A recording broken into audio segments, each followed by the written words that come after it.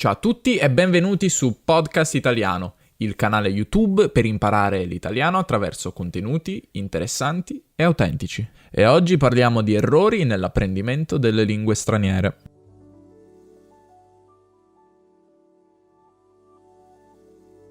Facendo l'insegnante di italiano mi rendo conto di quante persone abbiano paura di fare errori quando parlano. E questa paura secondo me è causata dalla scuola. Sì, perché tutti andiamo a scuola e già da piccoli, poi dipende dai paesi, già da piccoli iniziamo a imparare una lingua straniera. E ciò che ci viene detto a scuola è che non dobbiamo fare errori, i nostri errori vengono sottolineati, sbarrati con una matita rossa, ci viene inculcata la mentalità per cui fare errori è un peccato capitale, non bisogna sbagliare. E se è vero, per esempio, nella matematica, che non puoi fare errori perché se fai un solo piccolissimo errore poi il risultato non viene, nelle lingue non è così, perché il fine di parlare una lingua o di scrivere in una lingua non è tanto di parlare bene, quello è un pregio, è una cosa buona chiaramente, ma il fine secondo me è di comunicare un messaggio.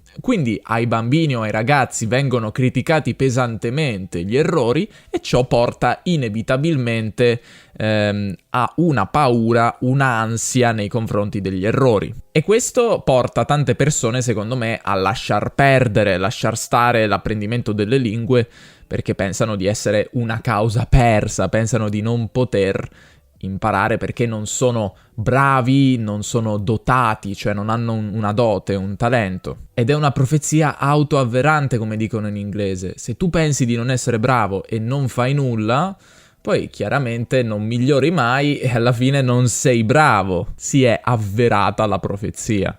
E poi c'è anche un altro discorso, che a scuola non viene fatto ciò che bisognerebbe fare, cioè non c'è abbastanza esposizione alla lingua, che è fondamentale, quindi ascolto e lettura, e non c'è neanche abbastanza parlato. Quanto parlano a scuola i ragazzini? Pochissimo. 1 minuto in un'ora a testa, forse nemmeno 1 minuto. Invece quello che si fa sempre è dare un ruolo preponderante alla grammatica e quindi darci tantissime regole e dirci poi no, hai sbagliato questa regola, quindi sei scemo. Quando secondo me la grammatica ha una sua utilità e ha un ruolo di aiutarci ad evitare gli errori, ma solamente se uno fa quello che ho detto prima, ascoltare tantissimo, leggere tantissimo e poi parlare tantissimo e ricevere feedback. E a quel punto conoscere qualche regola di grammatica ci aiuta. Ma il ragazzino ha solamente tutte queste complicatissime regole e poi non c'è ciò che davvero è importante. Quindi il fallimento mi sembra inevitabile. E io questa mentalità la vedo ancora. Ci sono tante persone, anche alcuni miei studenti, che mi chiedono scusa Davide se ho fatto un errore. Ma non bisogna chiedere scusa, secondo me è sbagliato chiedere scusa. Gli errori sono parte integrante dell'apprendimento di una lingua e sono inevitabili. E dagli errori si impara, quindi non bisogna chiedere scusa per aver fatto un errore. Io vi invito a non chiedere scusa quando fate errori. In italiano diciamo sbagliando si impara, quando sbagliamo impariamo.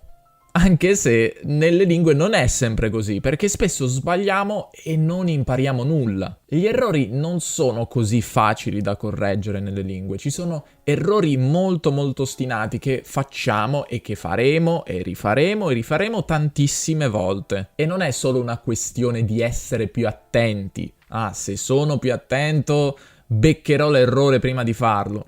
A volte sì, ma a volte no. E secondo me concentrarsi troppo, fare troppa attenzione, poi ci porta a sviluppare quest'ansia di voler parlare perfettamente, che è un'ansia tossica, è un'ansia sbagliata. Se non siete rilassati quando parlate, non riuscirete a parlare. Comunque ci sono errori che io ho fatto tantissime volte, che continuo a fare in tutte le lingue che conosco. E a volte davvero sono errori abbastanza banali. In russo mi viene in mente, c'è la parola Karzina che vuol dire quadro e la parola karzinka che vuol dire immagine. Quante volte ho detto quadro al posto di dire un'immagine? Ma è normale, le lingue sono sistemi estremamente complessi. Pensate alla complessità di una lingua, non solo grammaticale. La grammatica ovviamente ci dà tantissime possibilità di sbagliarci, ma pensate anche al lessico, pensate alla pronuncia, pensate all'ortografia.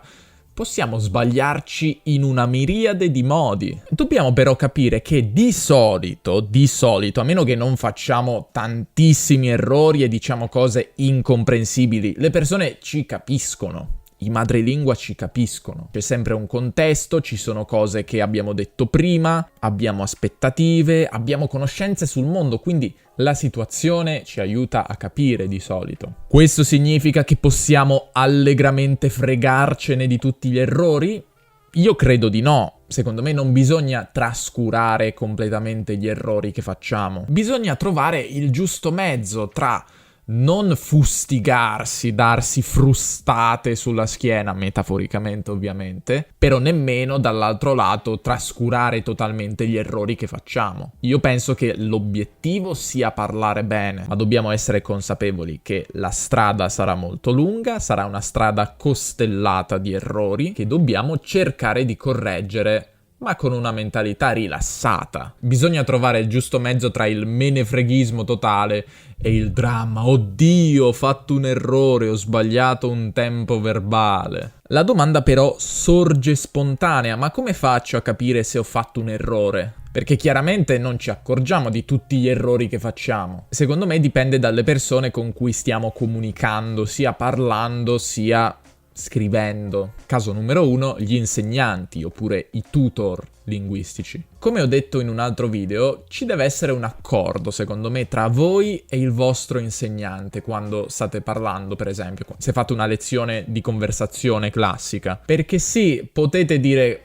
correggimi sempre quando sbaglio, ma non è fattibile spesso. Non è fattibile sempre, perché se la conversazione è interessante, oppure vi state divertendo, oppure ci sono forti emozioni in ballo, sentirsi correggere sarebbe abbastanza fastidioso e non sarebbe molto giusto, secondo me, da parte dell'insegnante. È difficile correggere gli errori, l'ho già detto in quell'altro video, è davvero un'arte, ma è importante che ci sia comunicazione. Come volete che vi vengano corretti gli errori? Immediatamente? Volete essere interrotti? Oppure volete che l'insegnante scriva gli errori in un documento condiviso come Google Document che vedete immediatamente? Oppure un report che ricevete solamente dopo, così non venite distratti? Correggere gli errori è una cosa abbastanza sensibile e ognuno di noi ha preferenze diverse. Poi gli errori sono di tipo diverso. Secondo me gli errori più gravi sono gli errori che impediscono la comunicazione, cioè un errore che se lo fai l'altra persona non capisce cosa stai dicendo, oppure possono dare origine a alcune incomprensioni o momenti addirittura imbarazzanti. A proposito di insegnanti e di farsi correggere errori da insegnanti, se volete fare lezione in questo strano periodo che stiamo vivendo, secondo me il modo migliore di farlo è andando su Italki e cercandovi un insegnante oppure un tutor. Come ho detto, io insegno su Italki, ma in questo momento sono già pieno di studenti, per fortuna, purtroppo per voi forse, se volete fare lezione con me, ma non è un problema perché ci sono comunque tantissimi insegnanti, quindi io vi lascio il link in descrizione. Quando farete il primo acquisto su Italki riceverete $10 in crediti extra, quindi vi consiglio di provare Italki, fate una lezione, mi raccomando bisogna parlare se volete parlare bene, guardare questi video non vi aiuterà davvero a parlare bene, mi capirete bene ma non parlerete bene, e cercate di utilizzare i consigli che vi ho dato. A volte i non madrelingua possono essere insegnanti anche più bravi dei madrelingua, perché un non madrelingua che parla bene l'italiano ma conosce la vostra lingua vi sa dire i vostri errori e sa capire l'origine dei vostri errori. Un madrelingua non è necessariamente un bravo insegnante. Secondo me un'importante qualità di un madrelingua è che sappia la vostra lingua, se possibile, ma che, se non strettamente necessario, non usi la vostra lingua mentre parla con voi. Oltre agli insegnanti e ai tutor, ci sono tutte le altre persone con cui potete parlare in italiano. E io sento spesso questa frase: le persone non mi correggono mai. E secondo me non è così strano, perché non è che sono pagate per farlo. Secondo me anche qui ci sono due situazioni. Situazione numero 1, scambi di lingua, quindi bisogna mettersi secondo me anche qui d'accordo su come correggere gli errori. E ricordatevi sempre che quando parlate alla fine state scambiando idee, c'è una comunicazione, quindi secondo me l'atto della comunicazione a volte è più importante dello scambio linguistico, del doversi aiutare a vicenda reciprocamente nell'imparare una lingua. A volte semplicemente vogliamo fare due chiacchiere e scambiarci delle idee. Bisogna avere tatto, cioè se una persona mi sta raccontando, che ne so, che ha fatto un incidente in auto e io dico guarda che non è accidente, guarda che è incidente, questa mi manda a fanculo.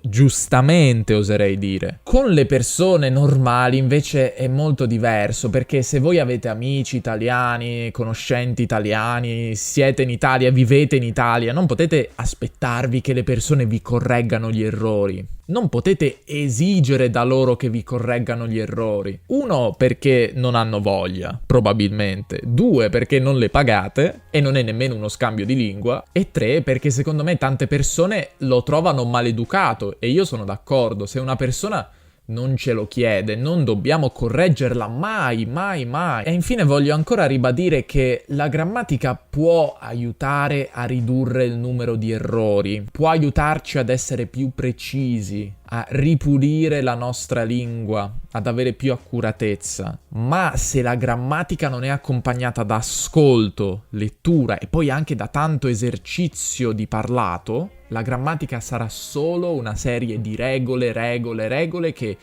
ci metteranno ansia e ci porteranno davvero a non parlare mai, come dicevo all'inizio. Ora, qualche domanda vorrei sapere da voi. Qual è il vostro atteggiamento nei confronti degli errori? Li temete?